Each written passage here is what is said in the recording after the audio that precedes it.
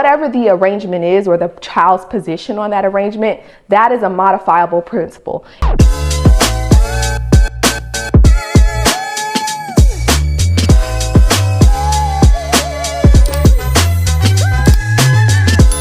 Hello everyone. For today's Murphy Law Monday, I want to touch on the topic of when is custody modifiable.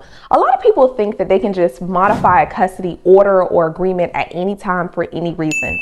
But I would like to provide you with unsolicited facts that modifying custody is actually more difficult than establishing custody in an initial case. Modifying custody has a high burden. It requires that there be not just a change, but a material change that affects the well-being of the minor child. And it's not about you, it's not about the other party, it's about the child. So for those of you who are considering moving or have been notified that the other party is considering moving, that moving and those parameters around moving, how it's going to affect the child is what the court is concerned about. They're not concerned about the fact that you got a job or you got a new opportunity. They're concerned about how are we going to make all of this come together to positively affect the child and the arrangement that the child is used to.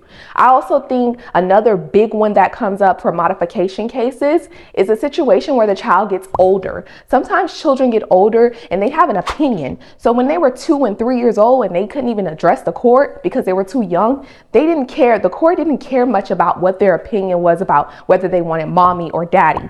Now, when they're 14 and 15 and they have the ability to address the court and say, well, I want to stay with dad because he lives closer to my basketball practice. He attends it with me. I have a better relationship, honestly, with him because mommy's always working. Whatever the arrangement is or the child's position on that arrangement, that is a modifiable principle. If the child's position has changed, I would say confidently that that is a basis to at least file a modification. What is not a basis for a modification? The custody changes or the custody schedule just isn't working for you anymore, or you just want to change it because you want more time. You have to have some backing around it. If you could imagine, there are thousands of families who want to change it because they want more time.